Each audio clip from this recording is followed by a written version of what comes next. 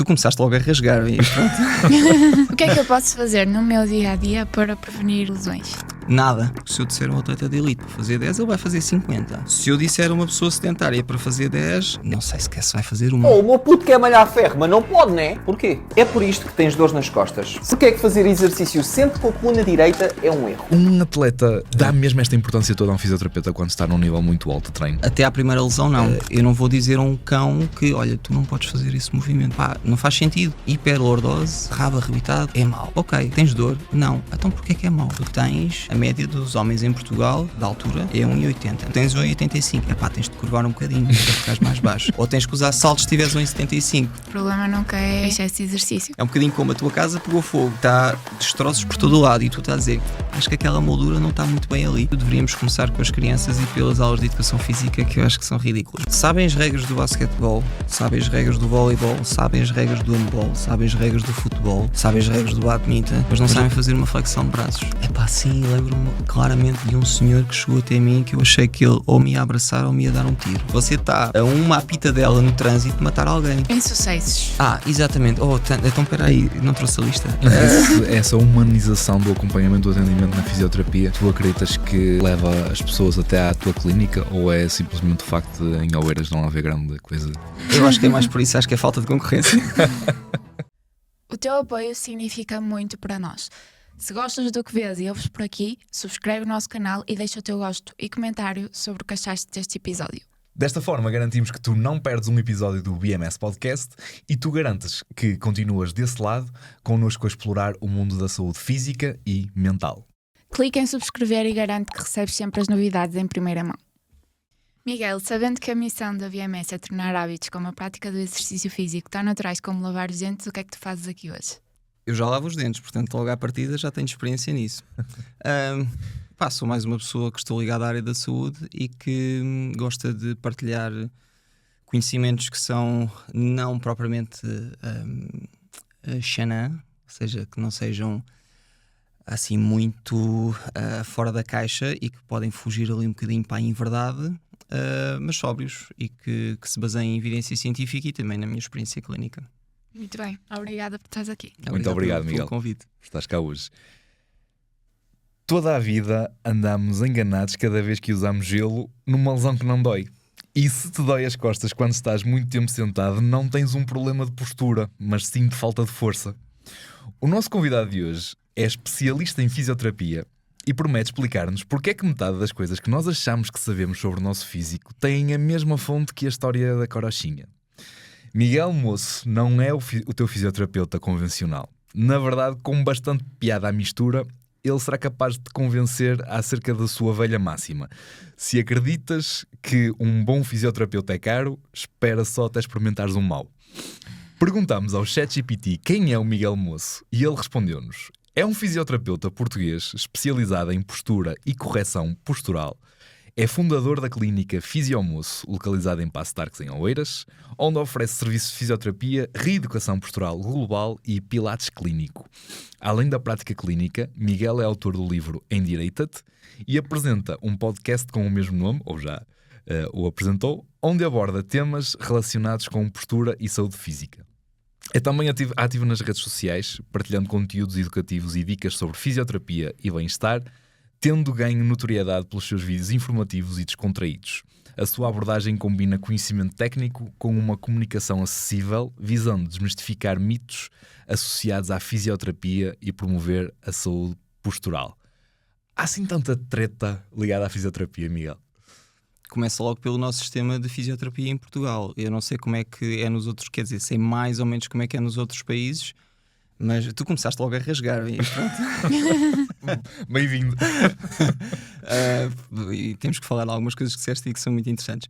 Mas começando logo pelo sistema de fisioterapia em Portugal, que quando tu tens uma lesão e partindo do princípio que tu te magoas, vais ao médico e passado uma semana ou duas estás a fazer fisioterapia, o que não acontece. Até há bem pouco tempo fiz um vídeo sobre isso, às vezes demora 6 meses, 9 meses. Partindo do princípio que tu começas logo a fazer fisioterapia, tu fazes uma prescrição de 20 sessões. E são 20 sessões com os mesmos 5 atos de fisioterapia, ou 4 ou 5, seja o que for. Que é massagem, mobilização, fortalecimento. Quer dizer, já estamos só a falar da questão da técnica, já nem estamos a falar da questão da dose. Portanto, a dose aqui não está em questão. Mas tu não precisas de ultrassom durante 20 dias seguidos. Tu não precisas de laser durante 20 dias seguidos. A massagem que tu vais fazer é diferente no início e depois no final. Ao início tu precisas de um bocadinho mais de terapia manual e depois o rácio entre terapia manual e exercício terapêutico vai sendo cada vez mais a pender para o exercício terapêutico. Ora, se tu fazes 20 sessões a fazer exatamente a mesma coisa, logo aí já estamos mal. Depois vais ao fisiatra, ele avalia-te e depois diz-te, olha, tens que fazer mais 20 sessões porque não está a funcionar. Ora, se estás melhor, o tratamento tem que mudar.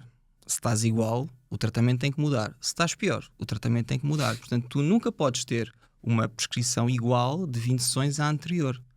Mas pronto, podíamos começar aqui a falar sobre o problema, mas o problema começa no sistema de fisioterapia que nós temos em Portugal.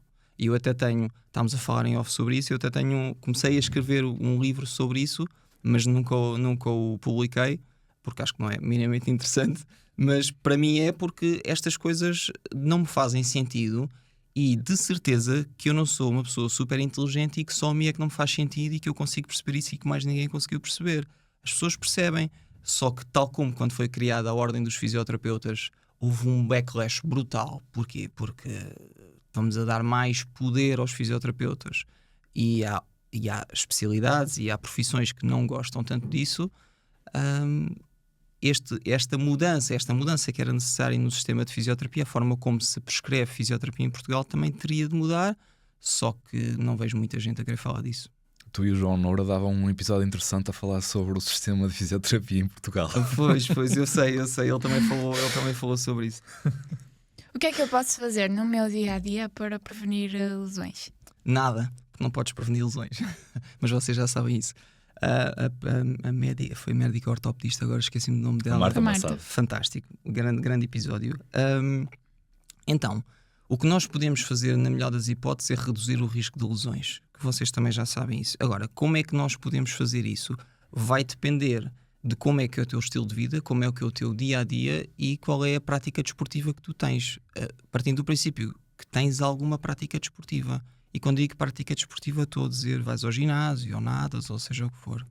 E tendo em conta as tuas tarefas diárias, porque, por exemplo, é diferente uma pessoa que está, como eu, a trabalhar em pé, sentado de pé, mesmo para aqui, mesmo para ali, quando estou a tratar as pessoas, ou um informático que passa o dia sentado, ou um camionista.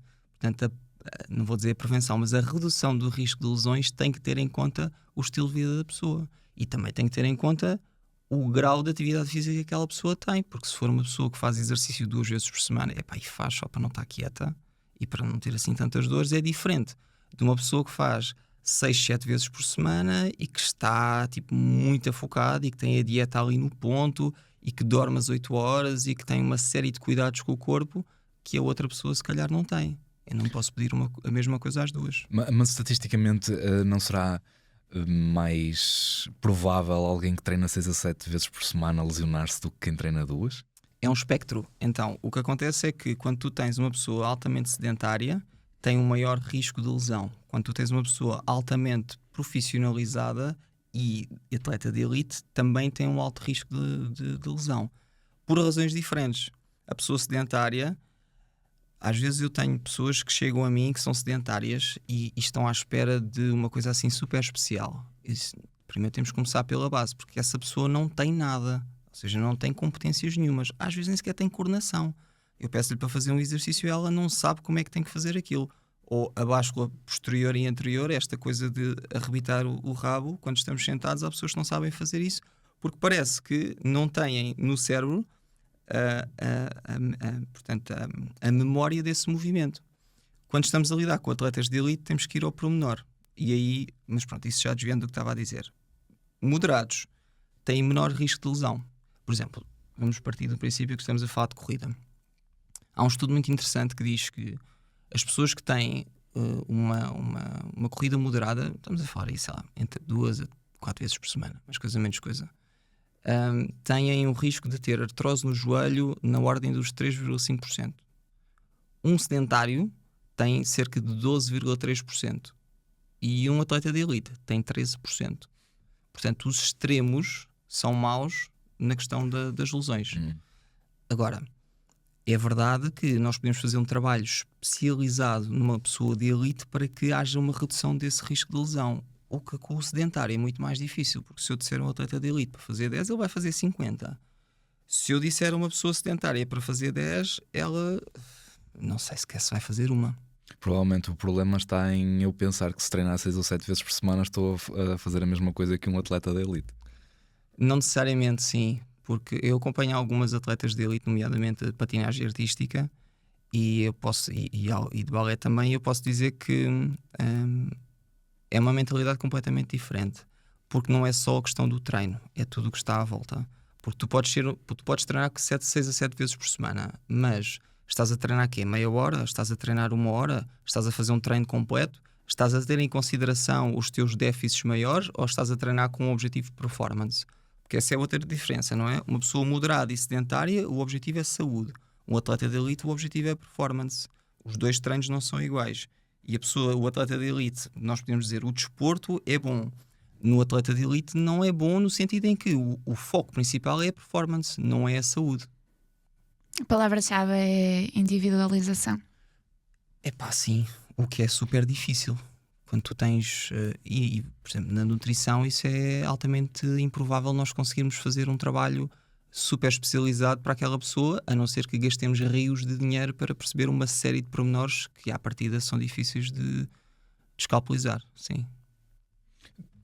Quando um atleta te procura, ou seja, o papel de um fisioterapeuta a acompanhar um atleta ou alguém que tem uma prática de exercício físico muito permanente, faz diferença o nível que uma pessoa... Porque há muito aquela piada agora de que quando começas a correr, por exemplo, eu não faço nada e eu começo a correr e a primeira coisa que eu vou precisar é de umas sapatilhas de 500 euros e depois eu vou ter que comprar um plano de acompanhamento com um fisioterapeuta que me vai ter que dar o clique XPTO para eu estar sempre em plena forma. Um atleta dá mesmo esta importância toda a um fisioterapeuta quando está num nível muito alto de treino? Até à primeira lesão, não. E depois começam a dar, porque percebem que o que acontece normalmente quando começam, eu não estou a dizer que são todos, mas normalmente o que acontece é, principalmente nos desportos coletivos, em que há um foco menos importante no indivíduo, porque é um desporto coletivo. O que acontece é, eles lesionam-se e tendem a ver se aquilo passa e não passa, e falam com o treinador e o treinador diz, pá, tenta lá, ou para 2 dias e depois voltam e o problema mantém-se, e depois vão ao fisioterapeuta, mas isto entretanto já passou 1 mês, e como já passou 1 mês o problema já não é só ali, porque entretanto compensou numa série de zonas e o problema está ainda mais grave, em vez de ser só uma tendinite já criou uma série de outros problemas. E quando eles percebem que se tivessem ido ao fisioterapeuta logo ao início, teriam resolvido o problema numa semana e agora vão precisar de 2 meses, eles aí começam a perceber a diferença. Sim. Há algum mito na fisioterapia que te faz ficar com calor? Na fisioterapia sistema ou na fisioterapia no ponto de vista terapêutico? Terapêutico. Sim, há uma coisa na base, eu acho que há uma coisa, depois há pormenores, mas há uma coisa que eu acho incrível, que é nós acharmos que somos mais inteligentes do que a biologia evolutiva. É nós acharmos que o nosso corpo evoluiu milhões e milhões de... Quer dizer, o nosso corpo, a espécie evoluiu milhões de anos. E nós achamos que... Não, eu sei o truque para isto. Esta zona precisa de mim, porque se esta zona não me tiver a mim, ele nunca mais vai ficar bom. Epá, eu não percebo isso. Eu não percebo como é que nós conseguimos ter essa... a prepotência como profissionais em achar que eu sou mais inteligente do que o corpo e então eu tenho de dizer e responder diretamente à tua pergunta, Rita, eu posso te dizer, eu tenho a coragem de te dizer que tu não podes fazer este movimento porque este movimento é mau para ti. Epá, eu não consigo perceber como é que isso funciona, porque eu não vou dizer a um cão que, olha, tu não podes fazer esse movimento. Epá, não faz sentido. Movimento, por exemplo, a báscula anterior e a báscula posterior que eu estava a falar, que é este movimento de arrebitar o rabo. Para quem não souber, é twerk. É twerk. Exatamente, é isso. Em 1978 houve um senhor chamado Vladimir Janda que criou uma teoria que se chamava Upper Cross Syndrome e Lower Cross Syndrome, ou seja, síndrome cruzada superior e inferior. E o que ele dizia é que, por exemplo, ao nível da bacia, nós temos a tal báscula anterior, que depois dá a hiperlordose lombar, a curvatura grande, porque temos os músculos abdominais fracos e alongados e os músculos de trás tensos e encurtados. De uma forma geral é isto. E esta teoria começou a ganhar força, porquê? Porque, pois é isto, não é? Ou seja, em teoria faz sentido, não é? Se eu tenho o rabo arrebitado para trás, os abdominais ficam alongados, então estão fracos. Lá atrás os músculos estão um bocadinho mais fechados, então estão tensos e encurtados. Ou seja, isto, do ponto de vista teórico, faz todo o sentido. E então essa teoria ganha peso e começa cada vez mais a ser introduzido na fisioterapia, nomeadamente nos tratamentos. Por exemplo, pessoas que têm grandes hiperlordoses têm que ser tratadas para a hiperlordose porque aquilo é um grande problema. Pessoas que têm o rabo arrebitado, isso é um problema porque isso vai aumentar as dores de costas. Na área do exercício também acontece. havia esse mito. Pronto, eu acho que é capaz de derivar da mesma teoria. Sim. O que é que se percebeu? Isso não é verdade. Ou seja, obviamente que há pessoas que têm uma hiperlordose e que, se reduzirem a hiperlordose, a dor alivia. Mas isto acontece em casos muito específicos, como por exemplo, tiveste um acidente e a tua dinâmica postural alterou-se. E então tu agora ficas com o rabo um bocadinho mais arrebitado porque tiveste uma fratura, houve uma deslocação de um osso, uma luxação, qualquer coisa, e esse evento traumático provocou-te essa alteração postural. Ou foste operado e o teu joelho agora já não está na mesma posição. Então aí faz sentido fazer fisioterapia, faz sentido reabilitar essa alteração. Mas se toda a vida o teu corpo se adaptou àquela posição que deriva muito da questão genética, por que raio é que nós andamos a tentar corrigir as pessoas para que todas fiquem exatamente da mesma forma? Não faz sentido. Pela questão genética e pela questão evolutiva. Repara, se nós passamos, se calhar já me estou a antecipar aqui a perguntas, mas se nós passamos aqui o tempo todo sentados, é impossível nós acharmos que vamos ter a mesma postura do que um caçador-recoletor que vive numa tribo no Brunei. Não faz sentido. Ele tem um estilo de vida completamente diferente, ele não se senta nas cadeiras que nós nos sentamos, ele não tem a atividade que nós temos. Apesar de ser o mesmo corpo, há diferenças. E mesmo dentro de uma população e mesmo dentro de uma amostra pequena, nós vemos essas diferenças. E depois é a tal questão. Ok, hiperlordose, rabo arrebitado, é mau. Ok, tens dor? Não. Então porquê é que é mau? Não é? E depois tens outra pessoa que tem uma postura supostamente perfeita e tem dores. Então, mas é bom para quem? Para a pessoa? Ou para quem está a ver de fora que esteticamente é mais elegante uma do que outra? Isso é muito transversal para a área do exercício e até dizendo-te um exemplo prático.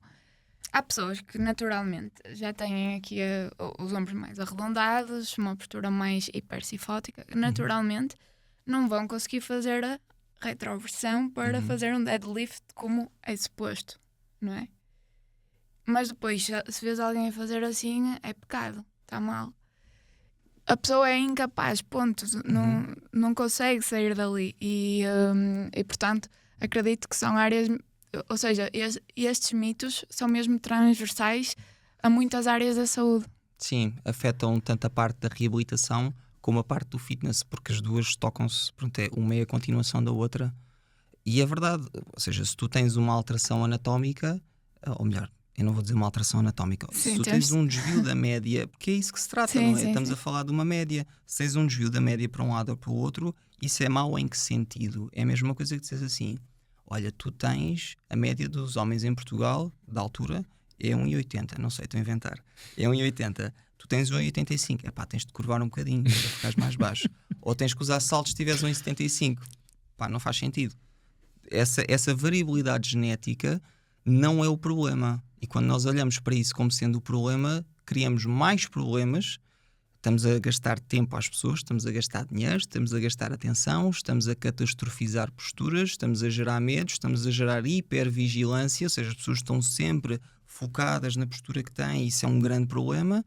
E quando na verdade só precisavam descontrair, trabalhar força, mobilidade, resistência cardiovascular e 90% dos problemas iam à vida. O poderoso efeito do nocebo. Tu acreditas que todas as pessoas que falam contigo ou que já te conhecem minimamente têm a tendência a ter as costas mais direitas quando estão a falar contigo? Olha, Eu tenho uma pergunta melhor. Não achas que o título do teu livro, dada esta tua posição, induz a erro? claro, é provocativo. A ideia era essa. É um clickbait. A ideia é essa. Porque a ideia Mas é quem não sabe- tem direitas, não é? A ideia não necessariamente. Porque depende da dimensão com que tu estás a olhar a postura. Porque se tu estiveres a olhar a postura de uma dimensão de saúde, é uma coisa. Se estiveres a olhar do ponto de vista da estética, é outra. Do estatuto social, é outra. Da autoimagem, da confiança. A postura tem uma série de dimensões e a postura em si é uma consequência de uma série de fatores. Quando tu tentas corrigir, imagina, estás com febre, o que é que te dizem? Pá, tens que perceber porque é que tens febre, não é? Se tu tens uma má postura, se tu tens uma postura curvada, tens que perceber porque é que tens uma postura curvada, não é? Olha, eu estou deprimido. Claro, quem é que está deprimido e não tem uma postura curvada? Impossível, não é? Eu sou uma adolescente de 13 anos em que as minhas maminhas começaram a crescer. Pá, eu vou e tenho vergonha. Pronto, há umas que não têm, outras têm. Eu tenho vergonha e, portanto, vão puxar. Eu, uma vez tratei uma menina, nem cheguei a tratá-la porque não era preciso. A mãe trouxe-a à consulta e disse: olha, minha filha tem má postura. Mas a filha nunca olhava para mim na consulta, tinha uma vergonha brutal. E o corpo estava-se a desenvolver e ela estava com vergonha do corpo que estava a desenvolver. E por causa disso, encurvava-se. Portanto, se nós estivermos a olhar de um ponto de vista de saúde, postura direita não é propriamente uma postura correta. Com exceções. Por exemplo, eu estou a fazer um deadlift e estou no meu limite. Estou ali entre os 90% da minha carga máxima. Eu vou precisar de ter o melhor alinhamento articular possível, porque é aí que os músculos têm a melhor performance possível. Porque eu estou perto da minha carga máxima. Se eu quiser apanhar uma caneta no chão, não estou perto da minha carga máxima, espero eu. É sinal que estavam aí muito baixo de forma. E portanto aí, se estou ali entre os 4% e os 8% de carga máxima e de esforço máximo, eu posso dobrar as costas. Mas eu preciso de dobrar as costas, porque é através do movimento que há a hidratação e a nutrição de várias estruturas do nosso corpo, principalmente das estruturas que são mais avasculares ou menos vascularizadas. É mais esse o termo, como por exemplo o disco. Se eu não dobro, a parte de trás do disco não é vascularizada, porque ele é vascularizado como? Através da compressão e descompressão. Se eu não faço isso... As pessoas que estão a ouvir este podcast vão ter eu espero que estejam a ver, tendência a ver, porque vai vocês ser são interessante. muito elegantes. Muito obrigado, igualmente. Porquê é que tu tentas explicar que quem tem dores de costas não tem um problema de postura, mas de falta de músculo? Eu Ou nunca força? tratei ninguém que tivesse dores por causa da postura. Vou-vos dar o exemplo mais extremo que eu vos posso dar relativamente a má postura. E má postura estrutural, ou seja, não há possibilidade de corrigir a postura. Uma rapariga que me chegou com 19 anos. Ela tinha um historial de escoliose. Para quem não sabe, escoliose é a curvatura anormal da coluna vir-se atrás, parece um S ou um C.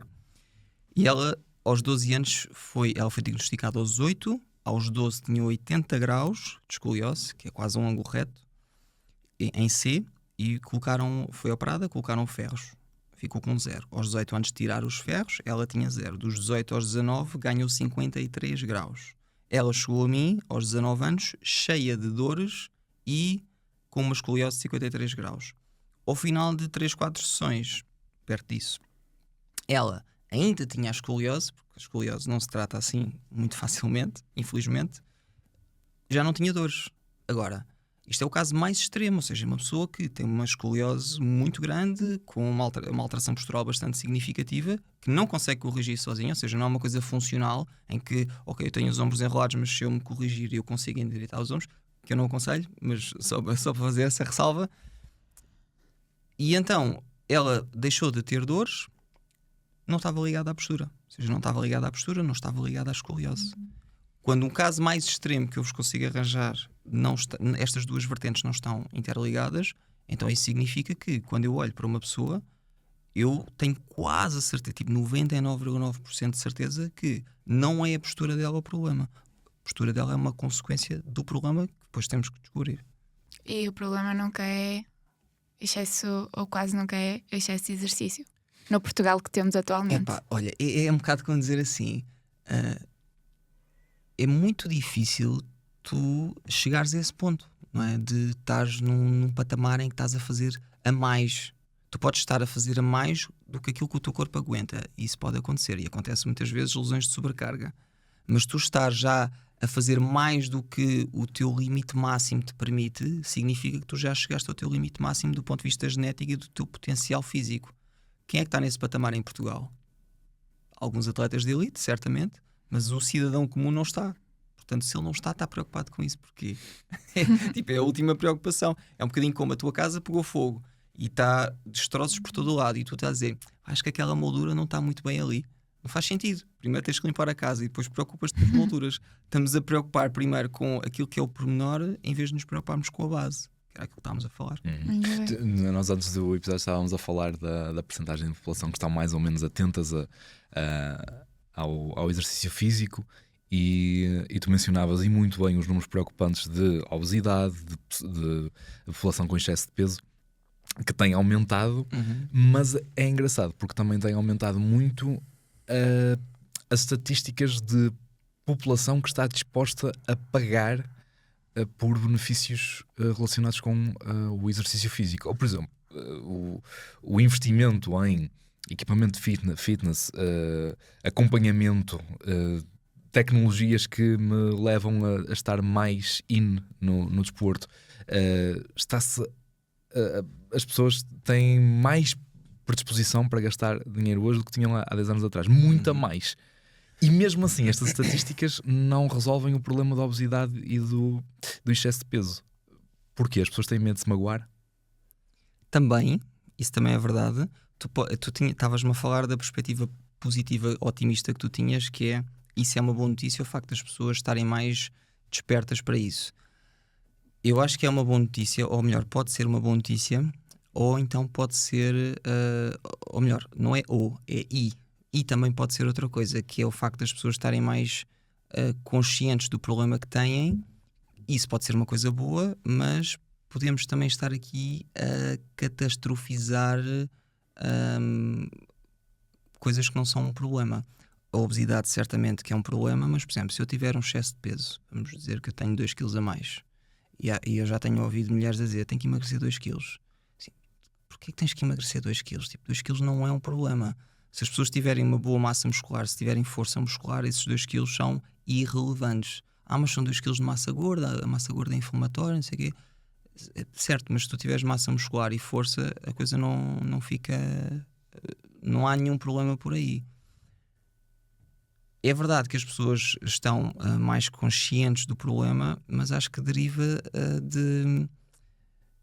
Hoje em dia também temos mais exemplos daquilo que é o topo do topo. E as pessoas começam... É o fator de comparação.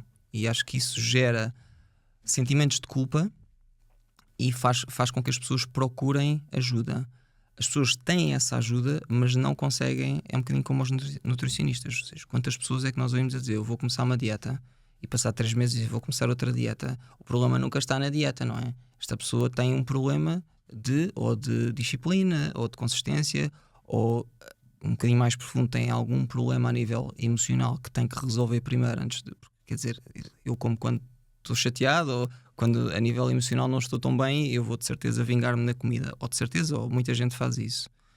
E quando nós temos uma população que está a ficar mais obesa, curiosamente há mais exercício físico nos adultos, nas crianças não tanto, nas crianças é pior.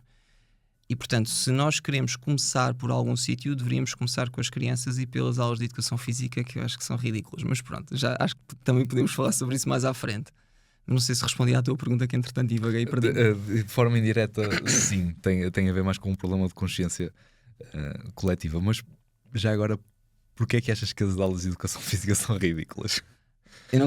Não é nada contra os professores de educação física, isto é um bocadinho como o sistema que está montado, que é: como é que é possível que tu tenhas miúdas de 14, 15 anos que sabem as regras do basquetebol, sabem as regras do voleibol, sabem as regras do handball, sabem as regras do futebol, sabem as regras do badminton, mas não sabem fazer uma flexão de braços.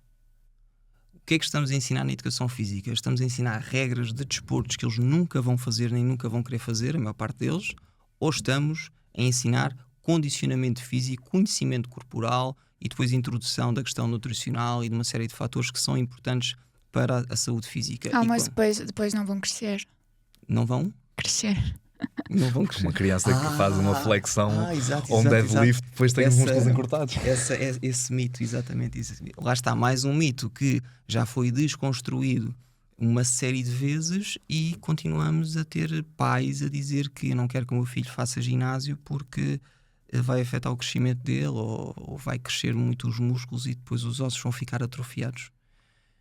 Eu não sei de onde é que vem esta informação, porque eu nunca vi este mito, eu nunca vi espelhado em nenhum profissional de saúde, nem em nada, mas o que é facto é que ele permanece, não é? Um bocadinho como a vestir os bebés de amarelos recém-nascidos por Shake Tricey, não sei se já ouviram essa.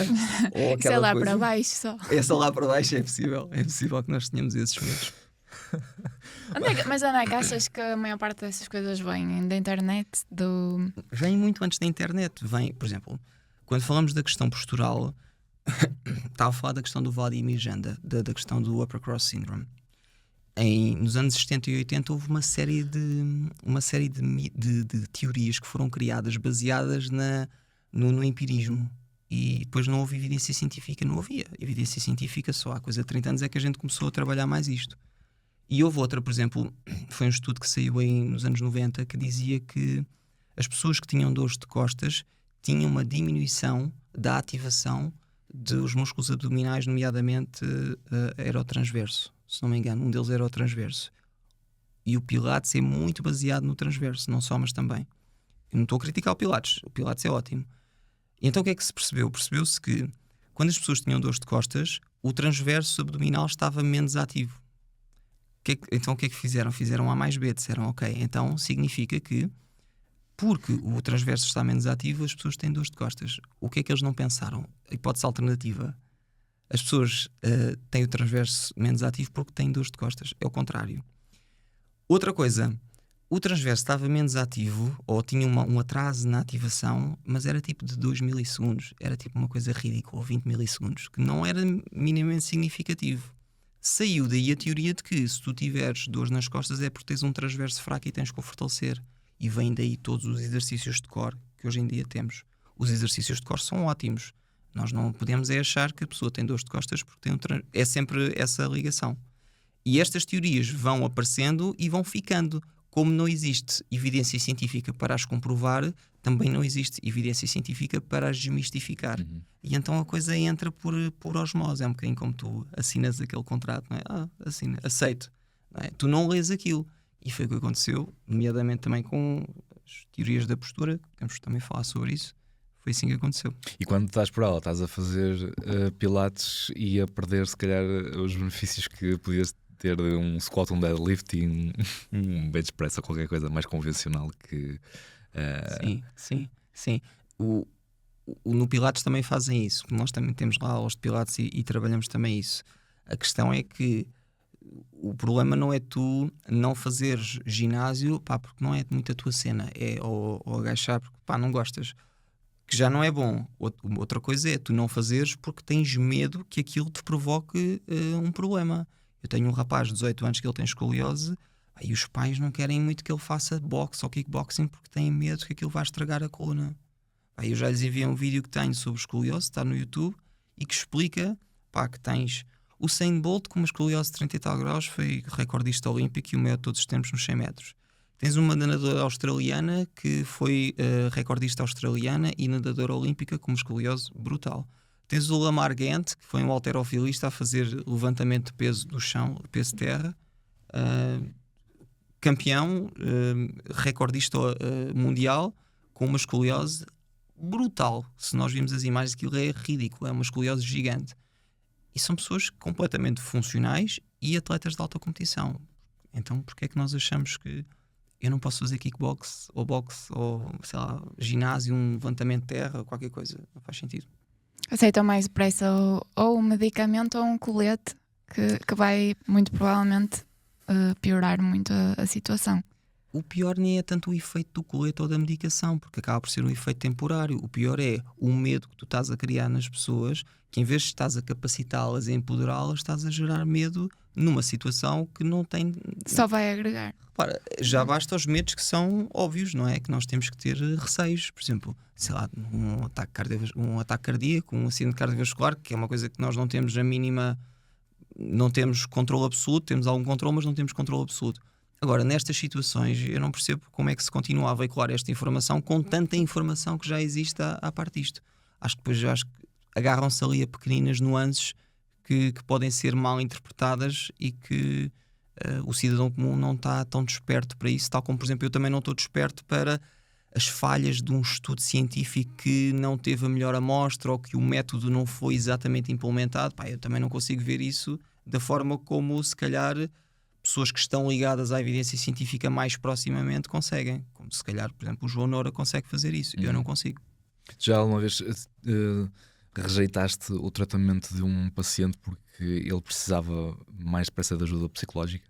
Epá, sim, lembro-me claramente de um senhor que chegou até mim que eu achei que ele ou me ia abraçar ou me ia dar um tiro. Porque ele estava num estado emocional tão horrível que eu pensei... Tu não podes ficar aqui, tu tens que ir a um psiquiatra, um psicólogo, porque era uma pessoa que tinha dores, mas estava num estado tal de ansiedade eu nunca tinha visto nada parecido.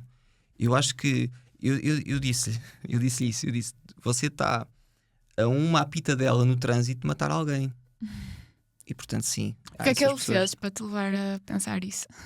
É o estado, é como a pessoa se apresenta, não é? Por exemplo, vocês, a vossa postura diz-me muito sobre a forma como vocês estão aqui a falar comigo. A forma como ele se posicionava, a forma como ele falava, os trejeitos, todos esses sinais, essa linguagem não verbal, para além do que ele estava a dizer, dizia-me que isto não é para mim. E acho que qualquer pessoa que tenha um bocadinho de sensibilidade e que já tenha alguns anos de contacto com pessoas nesta vertente de saúde consegue perceber isso. O trabalho de um fisioterapeuta envolve mais a vertente formativa ou a vertente... Tu acreditas que tens um papel muito forte em ensinar os teus pacientes a não voltar lá ou a como é que evitam de ter o problema outra vez? Eu às vezes passo mais de 50% da sessão a falar com as pessoas e quando estou a fazer o tratamento continuo a falar com as pessoas, porque se tu chegas até mim com a ideia 100% clara que tens que estar sempre numa postura direita para não teres dores, eu não posso fazer qualquer tipo de tratamento antes de te explicar que isso não está certo, porque tu ficas melhor, sais dali, vais ficar todo direitinho o dia todo e depois chegas lá na sessão seguinte, olha, eu estou na mesma. Então eu não posso, a parte educativa cada vez mais ganha mais força. Eu costumo dizer que é 3 pilares. É o pilar da terapia manual, mais forte no início e cada vez menos forte ao longo das sessões. É o pilar do exercício terapêutico, menos ao início e depois depende da fase que a pessoa está, obviamente, e mais ao longo das sessões, até o ponto em que depois a pessoa tem um plano de exercícios para fazer em casa. E o pilar educativo. E o pilar educativo é sempre o mais importante, a não ser que seja uma pessoa que esteja no ponto, que não é muito comum, mas existe. Pessoas que sabem ou que já são pessoas que procuram conhecimento, que já leram muitas coisas e quando chegam a mim, eu já sei o que é que você diz sobre isso, eu já implementei as suas medidas e também já vi sobre este senhor e sobre este fisioterapeuta e sobre este médico e eu já estou no sítio que eu poria essa pessoa antes de começar qualquer tratamento. De que forma é que achas que a tua experiência mudou a tua abordagem na fisioterapia? Mudou. A minha experiência mudou imenso a minha forma de estar até na vida como fisioterapeuta. Isto é um bocadinho, a gente vai maturando na vida pessoal e portanto, ganha ali alguns ensinamentos e usa-os na fisioterapia e vice-versa também acontece. Eu tinha a ideia estúpida, como é óbvio, porque eu acho que nós somos todos estúpidos na adolescência e depois vamos ficando menos estúpidos ao longo da vida. E eu ainda sou muito estúpido e por isso é que consigo fazer vídeos daquela forma. Palerma, acho que é a palavra mais certa. E o que é que eu ia dizer? Isto também acontece muitas vezes, depois esqueço-me o que é que eu ia dizer.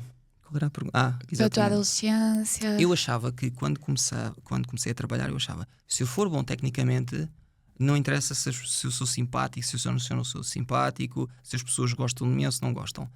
As pessoas vão fazer tratamentos comigo e vão-me recomendar e tudo mais. O que é que eu tenho percebido? Tu podes ser muito bom, mas se as pessoas não gostam de ti, não te vão recomendar. Sim, ele tratou-me o problema, mas é um prepotente do caraças. Não gostei nada dele. Se as pessoas gostarem de ti, tu até podes ter feito um trabalho médio bom, não foi tipo fantástico, mas as pessoas recomendam-te porque gostaram tanto de ti que dizem, eu quero ajudar aquela pessoa porque eu criei empatia com essa pessoa. Se eu não criar empatia, nada feito. Se eu não criar empatia, eu não gero confiança. Se eu não gero confiança, a pessoa vai estar tensa durante o tratamento. Se vai estar tensa durante o tratamento, não vai ficar muito melhor. Se não tem confiança, não vai fazer o plano de exercícios que eu lhe pedir, não vai ter aqueles cuidados com a alimentação, com o sono que eu também pedir. Portanto, sem essa vertente humana, foi isso que eu percebi, é para esquecer, não vale a pena. Não vamos ser bons fisioterapeutas, não vamos ser bons profissionais de saúde, nem vamos ser boas pessoas. Boas pessoas não é bem uma expressão muito fixe, mas não vamos ser pessoas que geram empatia e que retiram dividendos tanto para elas como para as pessoas que estão a ver. Este é um podcast de partilha. Trabalhamos arduamente para dar-te o melhor e só é possível com o teu apoio. Para trazermos o melhor conteúdo e mais convidados, é fundamental o teu feedback. Por isso, se gostas do BMS Podcast, clica no botão de subscrição e interage connosco. Tu, em muito pouco tempo, criaste uma plataforma nas redes sociais que tem uma atenção gigantesca. Pelo menos em termos de crescimento, cresces a uma velocidade muito rápida e as pessoas dão-te atenção. Tu sentes na tua unidade de fisioterapia lá presencialmente o impacto dessa exposição que tens em termos de redes sociais, ou seja, as pessoas dão-te mais credibilidade por tu estares a aparecer-lhes no ecrã? São duas perguntas diferentes. Sinto que as pessoas que têm mais pessoas a vir das redes sociais e as pessoas que vêm das redes sociais já vêm, ou seja, eu já não preciso de provar aquilo que teria de provar a uma pessoa que vem, por exemplo, de um anúncio que eu ponho no Google Ads e que a pessoa clica e eu sou só mais um entre muitos e ele vem até mim porque está mais perto de casa ou outra situação de conveniência. A credibilidade vem com a atenção, obviamente, mas depois vem com a implementação dos conselhos que eu dou e depois as pessoas dizem, funcionou. Porque se não há essa segunda parte, eu sou só um palerma a dizer coisas sobre fisioterapia que depois não têm resultado, não têm nenhuma consequência positiva. E portanto, se não tem essa consequência positiva, as pessoas depois também não me procuram e depois também não me recomendam, porque isto é um trabalho muito também de recomendação. A maior parte dos teus clientes vêm das redes sociais? Ou do boca a boca? Ou do... Agora, neste momento, eu não tenho tanta ideia, mas é um bocadinho, vem das redes sociais. Tenho bastantes pessoas, cada vez mais pessoas a vir das redes sociais, também muitas pessoas a vir de recomendação e cada vez menos pessoas a vir da pesquisa orgânica do Google e agora já não temos ninguém a vir da pesquisa paga do Google porque já não temos anúncios, porque neste momento eu já não consigo, tenho agenda cheia, já não consigo ter mais capacidade. O que é que essa exposição em termos de redes sociais traz-te um benefício porque tens uma atenção maior? Traz-te uma responsabilidade diferente do quando tu não lá estavas? Sim, sim. Eu respondo a todos os comentários, a não ser os jocosos. Os comentários que não são tão positivos, não, esses deixei de responder. Respondi ao início, mas agora deixei de responder. E às pessoas que me mandam mensagem privada, respondo a toda a gente. Isto dá algum trabalho, perdemos algum tempo com isso, mas essa é a minha forma é um bocadinho como fazer. Há pessoas que fazem voluntariado, há outras pessoas que fazem outro tipo de apoio que não é remunerado. Esta é a minha forma de dar um apoio que não é remunerado, porque as pessoas que me pagam têm essa capacidade e eu compreendo que haja pessoas que ou não podem pagar ou estão demasiado longe para eu os conseguir ajudar. E normalmente quando é esta segunda opção eu reencaminho-as, mas raramente deixo alguém sem resposta, que eu me lembro, acho que não aconteceu. Achas que a partir do momento que foi há muito pouco tempo, não é, que apareceste nas redes sociais, pelo menos a página atual Sim, sim. Da qual falámos. Podemos também falar podemos falar dos insucessos, tal como falamos dos sucessos. Acho que sim. Eu acho que é fundamental, mas não percas a tua pergunta. Acho que já perdi. Desculpa. Eu acho que tinha a ver com o impulsionar. Como é que achas que correspondeu às tuas expectativas neste sentido de ok. impulsionar muito Boa o teu pergunta. negócio e a tua imagem? Não era o meu objetivo impulsionar no sentido de ter mais consultas presenciais. Ao início eu nem tinha nenhum objetivo específico. Eu disse, vou fazer isto porque o meu primo, que é o Finanças com Pimenta, é quem eu agradeço muito porque foi ele que me incentivou a fazer isto. Foi ele que me disse para eu fazer, então eu comecei a fazer mais conteúdo e eu não tinha nenhum objetivo em específico.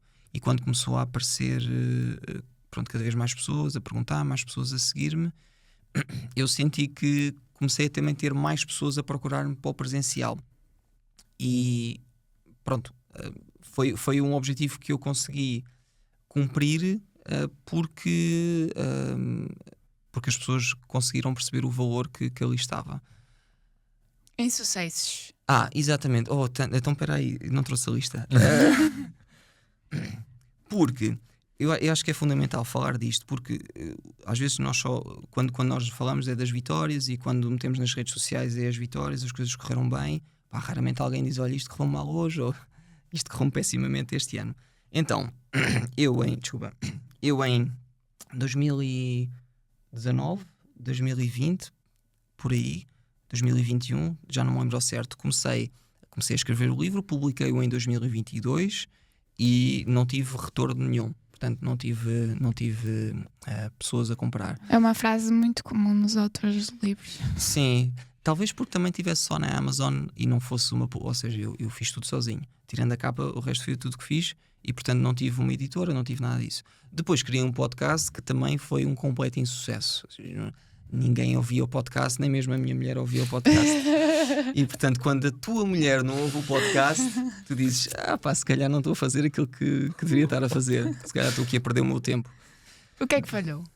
Eu acho que falhou o interesse daquilo. Acho que aquilo tem pouco interesse no formato que é. Porque se eu fiz aquele formato em vídeo e gerou pouco interesse. E vídeo tem as imagens, tem os exercícios. Em podcast tem ainda menos interesse. E, portanto, eu acho que é uma questão de o formato errado para aquela mensagem. Depois fiz 76 episódios, se não me engano, e depois parei porque vi que não estava... nem era tanto o ter retorno, era porque eu sentia que ninguém estava a ouvir aquilo. E, portanto, quando tu começas a falar para uma plateia que está vazia, tu pensas, se calhar durante 1 mês, 2, 3, 4, 5, passa-se 10 meses e tu pensas, olha, a plateia continua vazia, se calhar... Já que estou a investir tempo, que seja em algo que vale a pena. Sim, porque repara, tu podes ter uma ótima mensagem, é como nos políticos, podes ter um programa de governo fantástico, mas tu não chegas ao poder, tu não consegues implementar aquelas medidas. E aqui é a mesma coisa, se tu não consegues transmitir, se esta mensagem não chega às pessoas, as pessoas nunca conseguem ver que aquilo tem qualidade. Depois é a segunda fase, ou seja, aquilo tem que ter qualidade. Eu já pus coisas com qualidade e já pus muitas outras sem qualidade nenhuma. E depois nós vamos aprendendo, e isto não é, olha, eu sou muito bom, isto sai sempre muito bem. Comigo não é assim. Eu tenho que fazer, ver se funciona, muitas vezes não funciona e consigo trabalhar com isso. Essa construção que se levou a chegar até aqui ao formato de redes sociais, vamos dizer assim, de exposição social que tens hoje, leva-te a pensar no negócio da fisioterapia de forma diferente, porque tu não tinhas o objetivo propriamente de encher a tua clínica só porque sim, mas isso aconteceu. O que é que há para além disso?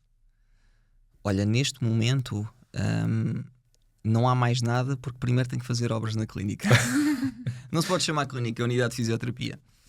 Tenho que fazer obras porque o espaço que eu quero não é o espaço que eu tenho, então eu preciso de um espaço maior e com mais qualidade.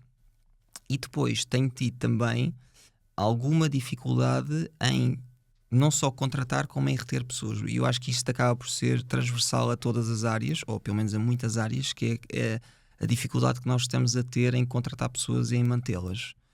E pode ser...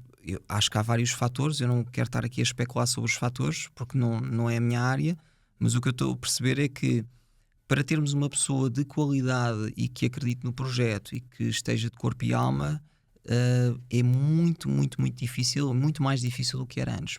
Uma das hipóteses é que hoje em dia há muita oferta.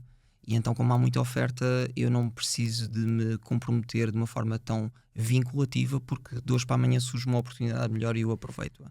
Do ponto de vista de oferta-procura no mercado, isso é bom. Para as pessoas que estão à frente do projeto, não é tão bom porque gera ali alguma instabilidade. E eu prefiro ter menos pessoas, prefiro ter uma equipa mais pequena do que ter mais pessoas, mas que andam sempre a trocar. Porque isto na fisioterapia é muito do contacto, é muito da conexão. E se tu estás a criar uma conexão com um fisioterapeuta que de hoje para amanhã vai-se embora e vem outro, tu pensas, mas eu gostava daquele. E eu acreditava naquele, e eu confiava naquele fisioterapeuta ou naquela fisioterapeuta. E se eu a perco, das duas uma, ou a pessoa vai atrás dessa pessoa, desse fisioterapeuta, e aí nós perdemos quórum de clientes, ou então essa pessoa fica, mas não tão satisfeita. E então, por causa disso, eu neste momento estou mais concentrado em fazer o meu trabalho bem feito e não tanto em expandir, para já. E de que forma vês que daqui a 10 anos a tecnologia pode ou possa influenciar na fisioterapia? Por exemplo, a inteligência artificial. Por exemplo. Olha, a inteligência no sentido de substituir a nossa profissão ou no sentido de...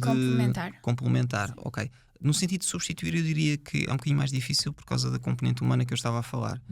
Do ponto de vista de complementar, de um exemplo, por exemplo, na recepção, faz sentido ter uma pessoa a tempo inteiro ou uma inteligência artificial a atender os telefones e a fazer essa parte?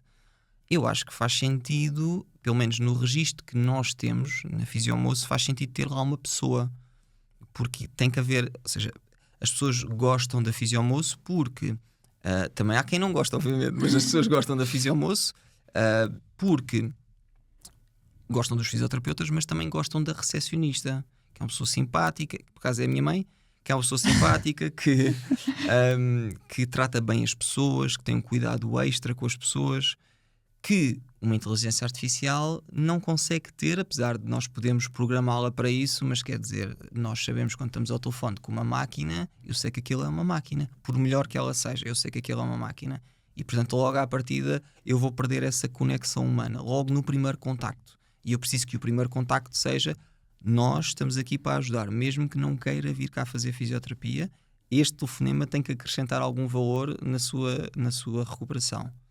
Através da inteligência artificial é um bocadinho mais difícil fazer isso e da tecnologia em si. Ainda bem que senão a tua mãe era despedida. Ela, entretanto, reformou-se, portanto, ela está neste momento já está a fazer as duas coisas. Ok. Mas então não vês que possa complementar, mesmo no teu trabalho como fisioterapeuta? Ok. Aí eu não estou muito por dentro porque não estou a par das últimas tecnologias já dentro da inteligência artificial para auxiliar o tratamento de fisioterapia. O que é que eu sei? As tecnologias que existem hoje em dia, estamos a falar do ultrassom, laser, TNS, ondas de choque. Ondas de choque eu vou pôr aqui à parte, vamos falar só dos outros.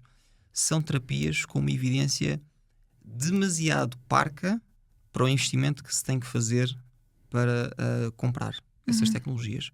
Ultrassom, eu tenho um vídeo sobre isso, ultrassom pouco eficaz e quando é eficaz é comparado ao placebo. E portanto ao sham, que é não estar a fazer nada.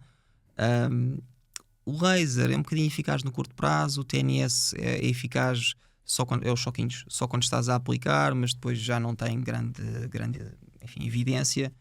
Estás a gastar 6.000 euros, 7.000 euros, 10.000 euros num aparelho desses que tem essas coisas e depois para teres um aumento residual da melhoria da pessoa. Acho que para mim não me faz sentido. Eu prefiro gastar, imagina, em vez de estás a fazer 10 minutos de ultrassom ou 10 minutos de laser ou 20 minutos de TNS, eu prefiro pegar nesse tempo e estar a fazer alguma coisa com aquela pessoa, fazer movimento, a reeducá-la, porque muitas das vezes esse é que é o problema. Terapias passivas, sou menos fã do que terapias ativas. Não te preocupa a possibilidade de perderes clientes porque os estás a ensinar demasiado? Nunca pensei muito nisso. Eu não faço gestão de educação, de conteúdos educacionais para manter as pessoas comigo. entre as pessoas depois se gostaram e quando tiverem uma nova lesão, porque vão ter, porque ou estão a treinar e se lesionam, ou são sedentários e se magoam a fazer alguma coisa simples. Portanto, as pessoas vão sempre voltar se gostaram. Se as pessoas sentirem que tu estavas ali a agarrá-las porque queres encher um bocadinho mais os cofres, não, por mais que tu as ajudes, tens ali aquele pinzinho que as pessoas não vão gostar. Essa humanização do acompanhamento do atendimento na fisioterapia que tu acreditas que leva as pessoas até à tua clínica, ou é simplesmente o facto de em Oeiras não haver grande coisa? Eu acho que é mais por isso, acho que é falta de concorrência. É sem dúvida a humanização. Eu acho que é fundamental. Porquê? Porque no registro em que eu trabalho, nós estamos sempre em concorrência com um sistema de fisioterapia que é convencionado. E o que é que isto quer dizer? As pessoas pagam um valor muito residual para fazerem fisioterapia. Aquilo chama-se fisioterapia, o que eu faço chama-se fisioterapia. A pessoa olha de fora e diz: eu aqui tenho que pagar 2 ou 3 euros por consulta, aqui tenho que pagar 40, 50 ou 60, eu vou para aqui, que é mais barato. O que é que as pessoas não veem, a não ser que já tenham passado por isso, e as pessoas que já passaram por isso referem isso, é que aquilo não é fisioterapia. Aquilo é... Eu vou levar nas orelhas por causa disto, mas pronto, que seja. Enche chouriços.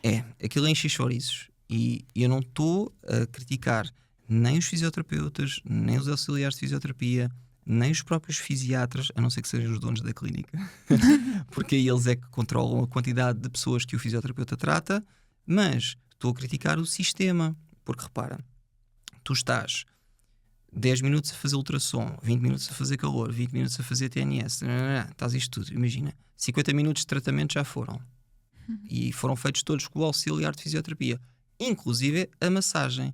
E a massagem é uma das principais ferramentas que o fisioterapeuta tem para sentir como é que os tecidos estão. Se eu não toco na pessoa com tempo e com calma, não é no meio do ginásio, no meio de uma barafunda de barulho e com mais 4 ou 5 pessoas que eu tenho que estar a ver se estão a fazer bem os exercícios ou não. Então, se isso acontece, eu depois só tenho 10 minutos com a pessoa. E o que é que são esses 10 minutos? É dizer, olha, vais para aqui, vais fazer este exercício, vais para aqui, vais fazer este exercício. Isso não é fisioterapia, perdoem-me. Isso não é aquilo que nós aprendemos na faculdade. Nós aprendemos na faculdade a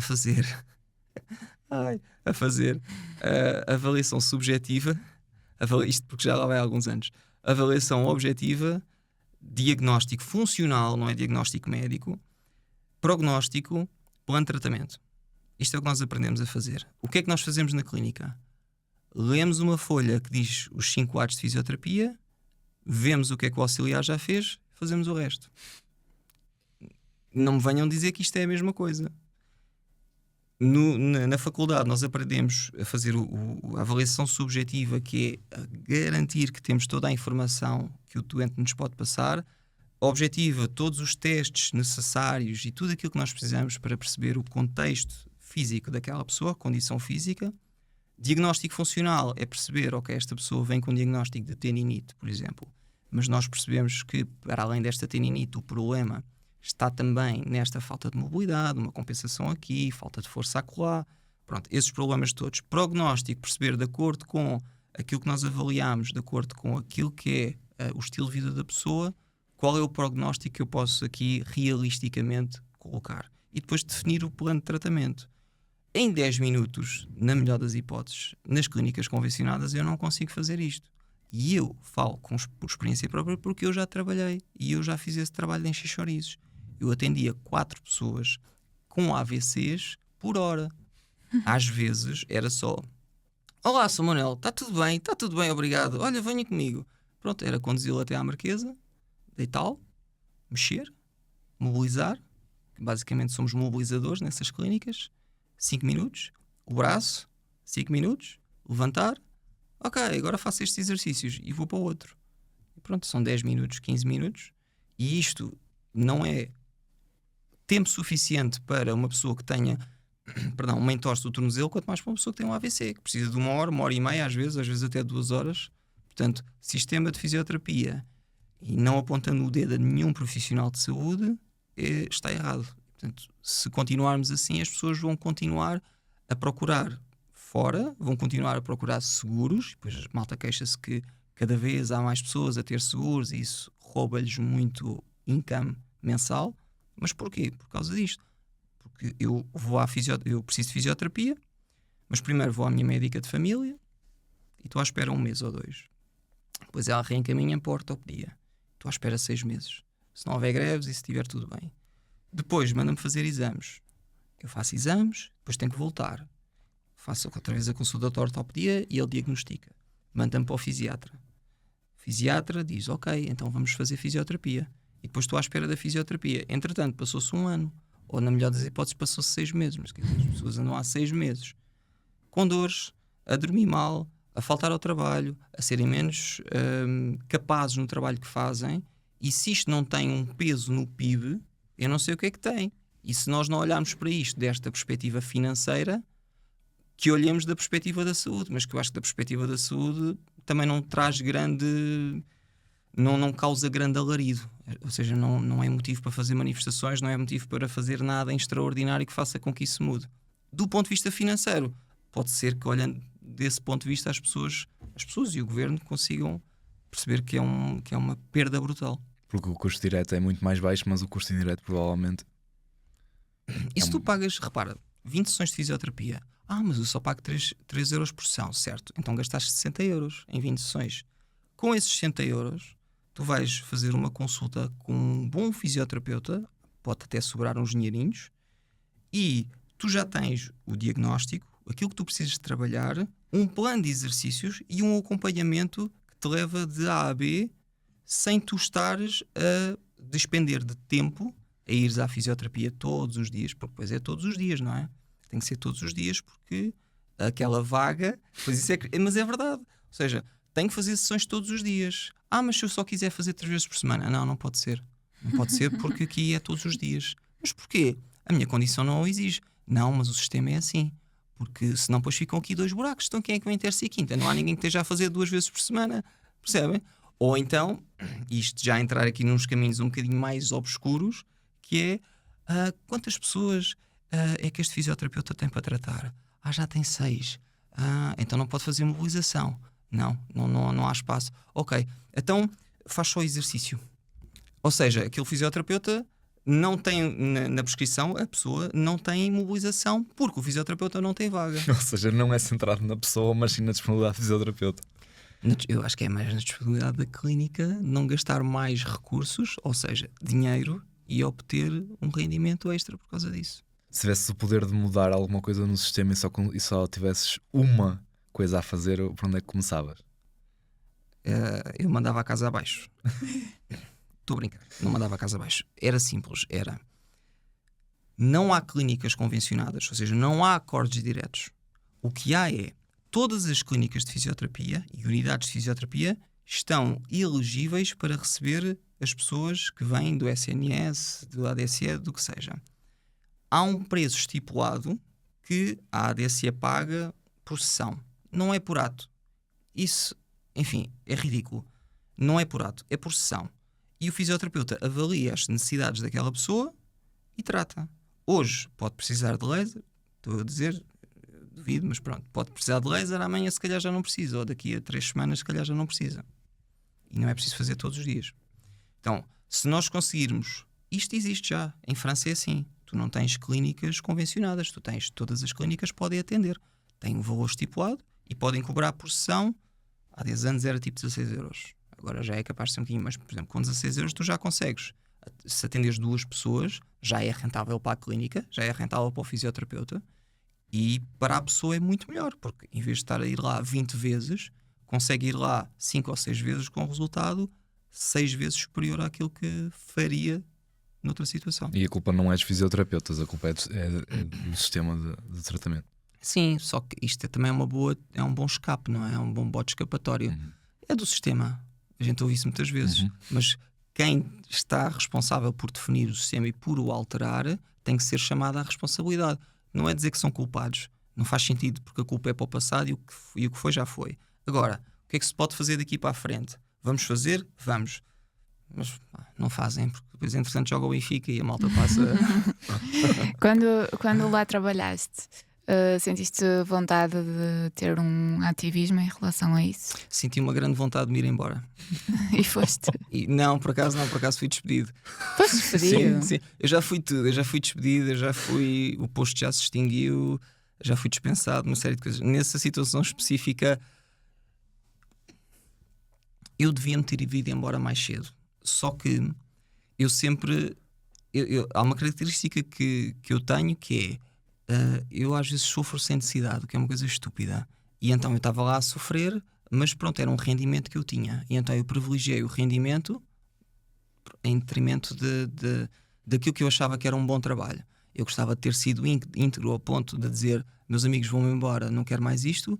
Mas na altura estava a juntar dinheiro para me juntar com a minha mulher, e sem esse dinheiro não conseguia pagar a renda.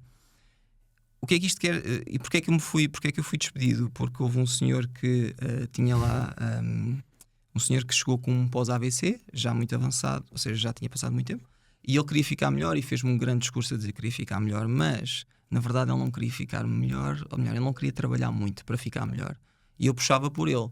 Ele foi fazer queixas de mim à entidade empregadora, e a entidade empregadora despediu-me no meu dia de aniversário.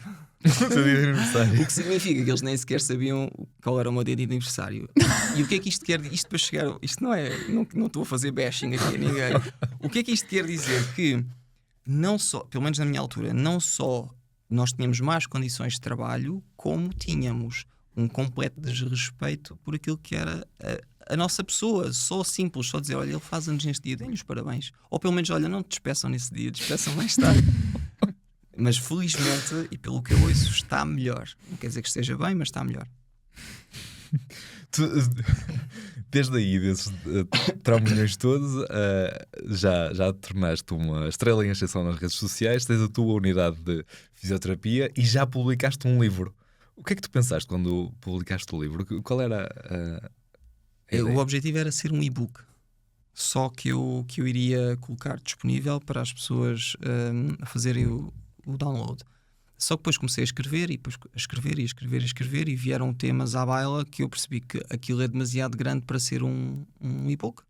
E um e-book de 20, 30 páginas, e começou a ser cada vez mais. E depois fui fazer pesquisa, e foi aí que eu também descobri muitas coisas sobre a fisioterapia, sobre a postura, aliás, porque o livro é sobre postura, e percebi que aquilo tinha informação para ser mais do que apenas um e-book.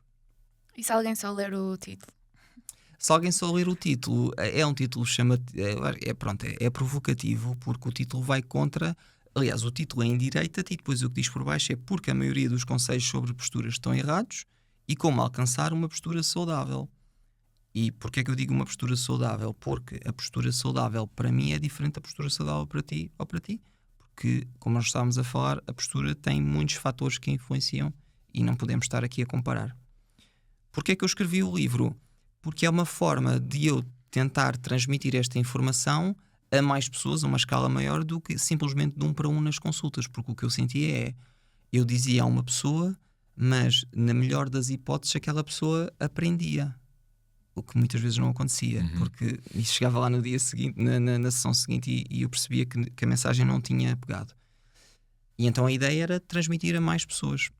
E porque também eu percebi, e pegando um bocadinho aqui o exemplo das missas na igreja, que se eu for uma vez à missa, eu não vou decorar a mensagem, eu não vou decorar as letras das músicas, eu preciso de ir lá muitas vezes. E a ideia do livro é também essa, tal como a ideia do podcast e das redes sociais. E o que é que sentes que foi a reação ao livro? Tu falaste há pouco que não foi um investimento com retorno. Tu acreditas que mesmo assim tem um sentido positivo? Tem, porque temos que olhar para o lifetime value. Eu não estou à espera que ao início que haja uma grande... Isto é como tudo, não é? A gente faz as coisas e de repente aquilo dá um pico. Foi como as redes sociais. E eu acredito que aquele livro tem potencial para dar o pico. Mas o principal objetivo é eu pôr em palavras aquilo que eu estou sempre a dizer em consulta. E se eu só digo em consulta, só estou a dizer para uma pessoa. E o objetivo é mesmo que as pessoas consigam ler e reler e que aquela informação fique fixa. e depois, eventualmente, se for preciso fazer alguma alteração, faz. Eu também já fiz esta é a segunda edição, eu fiz a primeira e o pensamento evoluiu e corrigi algumas das coisas que estavam lá, algumas coisas adicionei, outras retirei, porque isto é mesmo assim, a gente vai aprendendo coisas novas e vamos mudando aqui uma coisinha ou outra, mas o core, a informação core está lá. É um bocadinho a mesma coisa que olhar para o treino ou mesmo para os fisioterapeutas, que é desvalorizas até o momento em que precisas. A Rita passou agora há pouco tempo por uma experiência dessas, que era olhar para um livro que ela tinha lá em casa e dizer isto não me vai servir para nada, que tinha a ver com o ser feminino, o físico feminino, e estava ligado a uma questão mais espiritual, que é a mulher e tal. Até passar por um processo que foi preciso compreender mais um bocadinho porque é que as coisas acontecem a uma mulher, o sistema hormonal e tudo mais. O livro tem a ver com saúde integrativa, que, era que eu era muito cética em relação a isso. Mas é verdade. Até perceber que provavelmente tenho SIBO, não sei se sabes o que é. Pronto. E sentir vontade de ler, completa a ideia, porque eu não sei. Sim, mas que o livro foi algo que nós lá em casa sofremos um bocadinho de ceticismo no geral, tudo que seja um bocadinho alternativo, e a verdade é que quando começou a ler o livro, realmente isto dá-me uma série de perspectivas diferentes daquilo que está a acontecer, que faz todo sentido. Até ali o livro parecia inútil, depois passa a ser um livro fundamental. E se calhar é um bocadinho isso que nos acontece, não é? É tal a história do fisioterapeuta, não vai ser preciso até à primeira vez.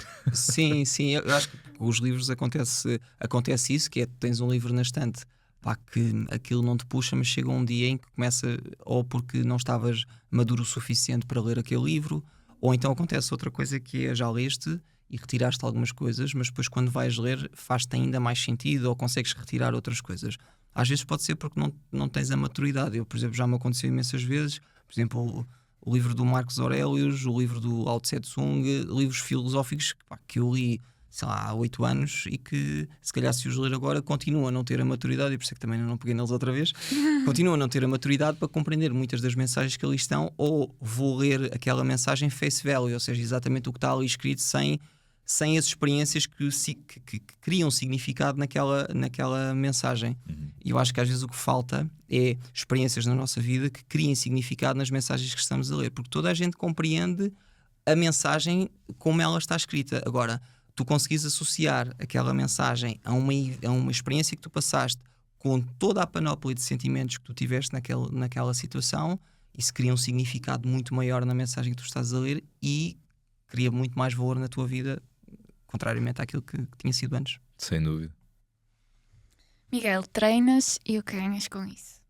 Treino, ganho muitas chatices e insónias. Não estou a brincar. Eu treino logo de manhã porque, pronto, fica logo despachado.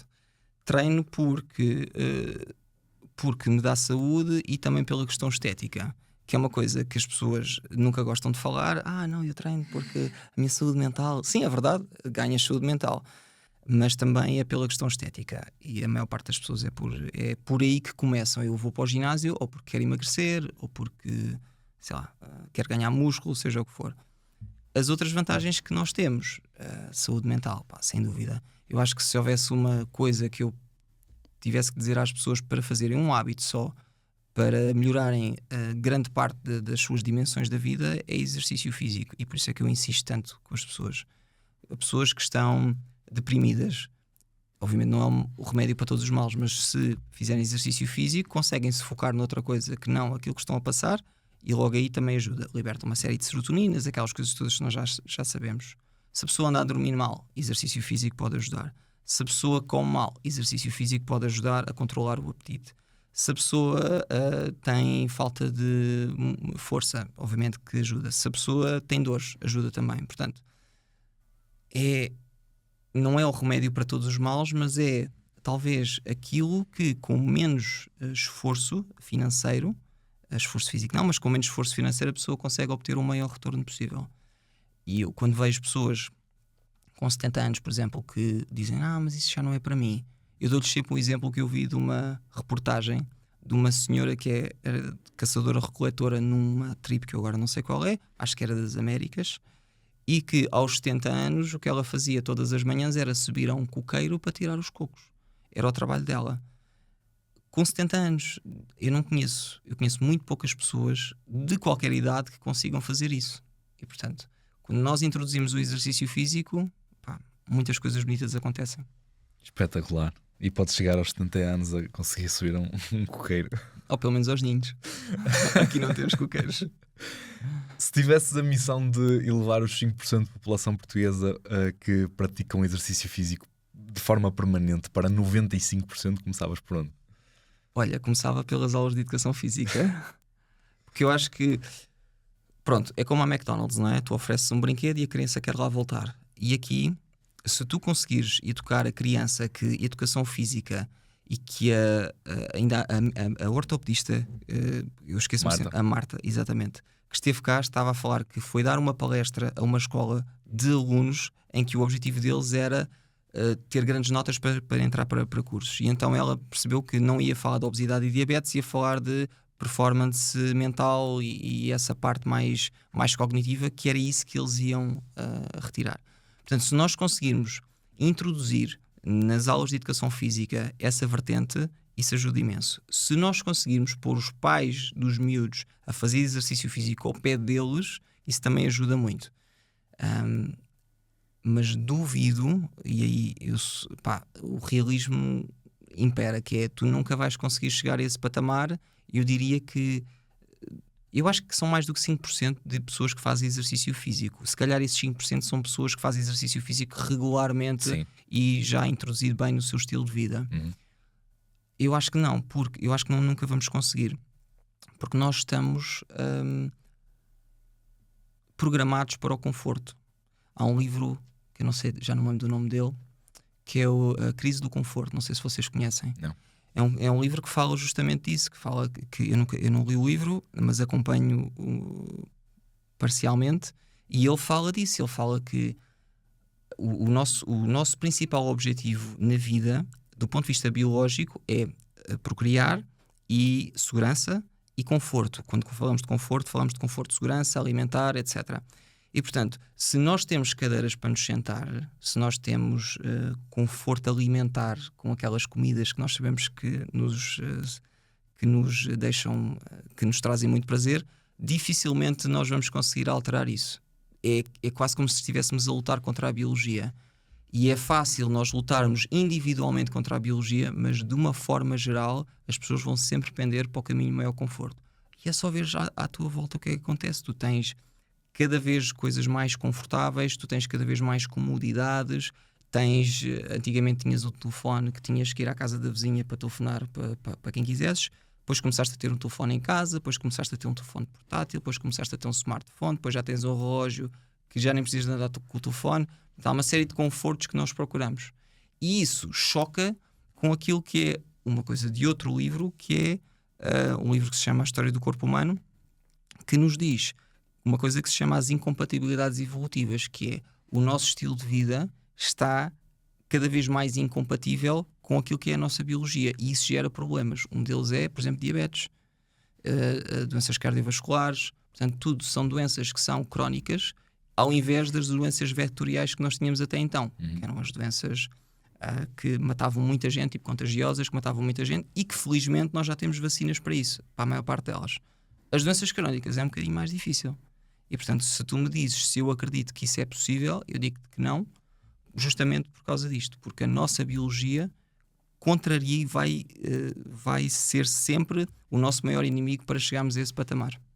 Será um ponto de inversão aquele em que a população já sofrer a um nível tão alto de doenças crónicas que se choca diariamente o suficiente para se mexer?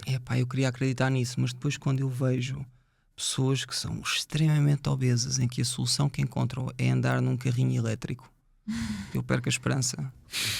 Porque é dizendo, olha, se calhar está na altura. Há pessoas que têm problemas de saúde que as impedem de andar, ou que têm, sei lá, problemas brutais que não dá. Mas eu estou a falar de pessoas que poderiam reverter aquilo. Por exemplo, a diabetes tipo 2, em grande parte, pode ser revertida, não totalmente, mas pode ser revertida em parte com a alimentação.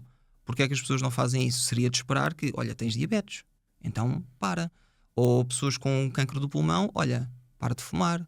ou com doenças cardiovasculares, e as pessoas continuam a fumar e continuam a comer e continuam a ser sedentárias. Seria de esperar que esse seria o turning point, mas não é. Somos Foi a irremediáveis. resposta mais desencorajadora. Ai, não consigo. Desencorajadora. Desencorajadora. Diz outra vez? Desencorajadora. Não consigo. Eu fico feliz por ser a pessoa que vem cá desencorajar, ao menos que venha cá fazer alguma coisa. És diferenciado, sem dúvida. BMS são as iniciais de Body, Mind and Soul. Para ti, porque é que é importante a união dos três? Pronto, body, mind, soul, portanto, corpo, já falámos muito sobre isso. A questão mental está muito associada à parte do corpo. O Chris Williamson, uma vez fizeram-lhe uma pergunta, o Chris Wilkes, não sei se vocês devem conhecer, Sim. fizeram-me uma pergunta que era: o que é que acha que é mais importante, saúde mental ou saúde física? E ele disse saúde física, e foi o Piers Morgan que perguntou isto.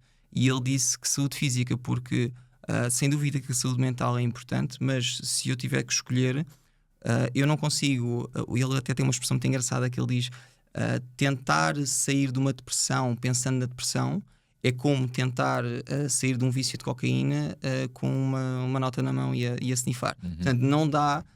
Às tantas é um overthinking que tu não consegues sair daquele ciclo, e às vezes quebrar esse ciclo é fundamental, às vezes não sempre, e o exercício físico é uma das melhores formas de tu conseguires fazer isso. Estares fisicamente ativo e ires dar uma caminhada. Relativamente à terceira parte, soul,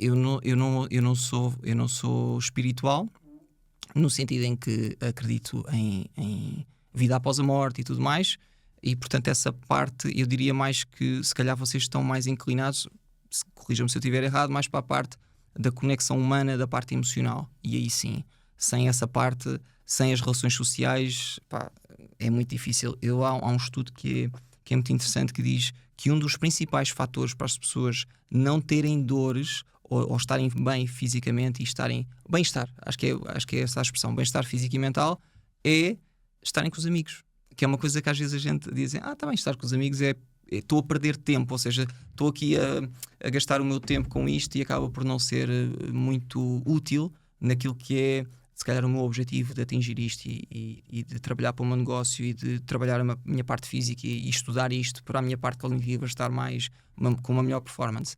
A parte da socialização, cada vez mais eu tenho vindo a perceber que é fundamental, porque tu sais de lá feliz e não só não gastaste energia, tu até recolhes mais energia para depois empreenderes da forma como tu quiseres. Ou seja, somando isso tudo, se nunca fizeste exercício, pelo menos procura um grupo de amigos que gostem de praticar desporto e somos tudo de uma vez só.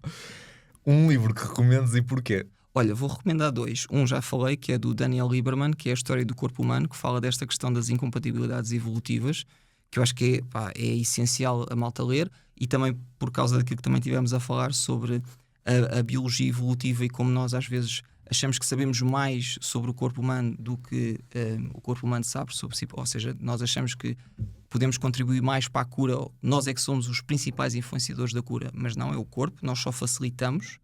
E outro livro é do Dan Ariely, esqueci o nome dele, que se chama Previsivelmente Irracional, que é um livro muito interessante porque nos mostra que, por mais racionais que nós achamos que somos, às vezes tomamos decisões que não são nada racionais. E quando nós atendemos ao público, quando nós estamos na área da saúde, nós às vezes dizemos assim: não percebo aquela decisão daquela pessoa, aquilo não faz sentido nenhum. E diz assim: não faz sentido nenhum para ti, com a tua framework, com a dela se calhar faz, e até nem de um ponto de vista racional, mas de um ponto de vista mais emocional. E portanto, se nós tivermos estas duas questões em conta, vamos de certeza ser melhores profissionais de saúde. Faz todo o sentido quando olhas para essa pessoa com a condição muito específica que ela tem, que é ser humano. Nem mais. Muito obrigado, Miguel, por Obrigado estar cá hoje. Obrigada. pelo convite. Obrigado.